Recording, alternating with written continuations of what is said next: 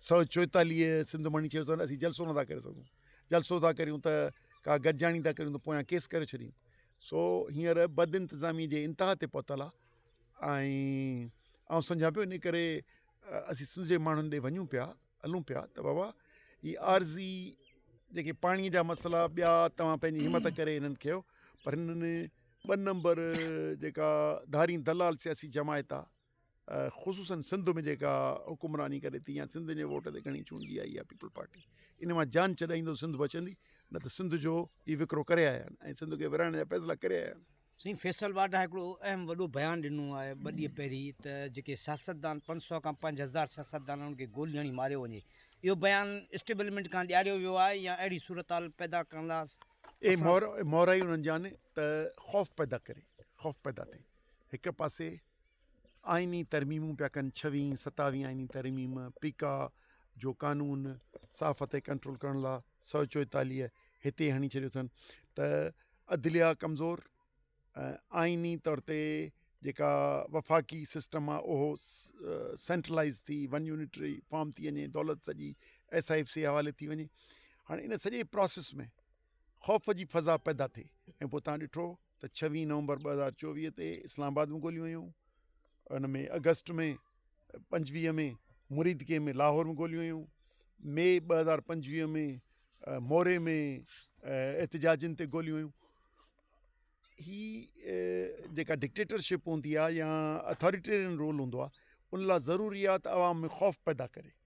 त ऐं असांजे सरबराह हिकिड़े इदारे जे चयो त हीअ सॉफ्ट स्टेट न हार्ड स्टेट थींदी। हार्ड स्टेट माना त जंहिंखां ख़ौफ़ करियो, जेकॾहिं सॉफ्ट हूंदी माउ जहिड़ी त उन सां माण्हू मुहबत कंदा, जेकॾहिं चौकीदार उन जी लोफर जहिड़ी थींदी त उन खां माण्हू ख़ौफ़ कंदा।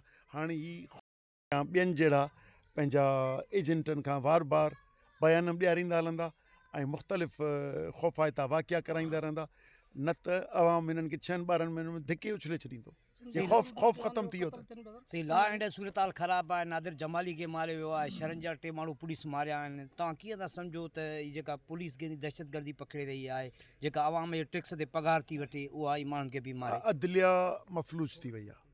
अदलिया जा बुनियाद लुॾी विया आहिनि 27 तरमीम खां पोइ ऐं जेका हुकूमत आहे सा नाइंसाफ़ी थी करे ऐं क्राइम खे रोकण जो हीअ जेको चवंदा आहिनि हाफ फ्राई फुल फ्राई फलाणू क़त्लो गारित, इहो केतिरनि सालनि खां नाफ़िज़ आहे। यानी रूल ऑफ लॉ नाहे, रूल ऑफ बुलेट आहे ऐं रूल ऑफ गन आहे, रूल ऑफ गन जे ज़रिए हले पियो। उन करे अदालतियूं सज़ाउनि जे बजाए इनफरादी माण्हुनि खे क़त्लो गारित पई थिए। इन से मज़म्मत कयूं था। इमरान खान जो मुस्तक़बिल कीअं हू उसूलनि ते बीठो आहे, माना हिकिड़ी शइ ते जेको हींअर हुन सरेंडर नथो करे।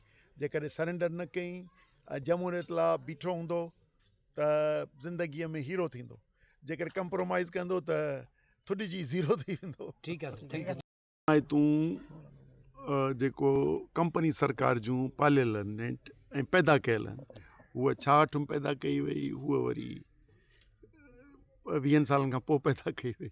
सो उन करे साॻे मालिक जो आहिनि, पोइ विरहायो, हुकूमत करियो, क़त्लो गारित करियो, हलायो, उहो 86 पॉलिसी 80 ॾहाके हुई। हाणे बि जॾहिं इलेक्शन्स या वोट पावर घटिबो अथनि त पोइ पाण में हिकिड़ो मीडिया जो ऐं असेंबलीअ में हिकिड़ा ड्रामा कंदा आहिनि, तज़ाद फैलाए ऐं मुस्तक़िल रहंदड़ आबादियूं, सिंधी क़ौम जूं मुस्तक़िल रहंदड़ आबादियूं, जंहिंमें सिंधी ॻाल्हाईंदड़, उर्दू ॻाल्हाईंदड़, मुख़्तलिफ़ ॿोलियूं सिंध में ॻाल्हायूं वञनि थियूं, उन्हनि में तज़ाद पैदा करे ऐं पोइ ही पीपला पंहिंजा वोट ऐं हू पंहिंजा वोट पक कंदा आहिनि। ऐं ॿियो हितां जे मुख्य क़ौमी मामलनि जेके हिननि ॿिन्ही जमायतुनि हींअर सौदा कया आहिनि, सिंध जूं ज़मीनूं लिखी ॾिनऊं, पाणी लिखी ॾिनूं अथनि, सिंध जे माण्हुनि जदोजहद जे ज़रिए हल्फ पोइते पाणीअ जी स्कीमूं, कैनाल खे पोइते कयो, ज़मीनूं सामूंडी पट्टी, मादनी वसीला। हाणे उन खे गुनाह जेके ॿिन्ही गॾिजी कया आहिनि, हाणे उन्हनि खे लिकाइण लाइ वरी सिंध जे माण्हुनि खे बेवकूफ़ बणाइण लाइ हिक ॿिए सां डायलॉग बाज़ी कनि था। पर ऐं सुञा पियो इहो फितने जे करे सिंध इलाही नुक़सानु खाधो आहे।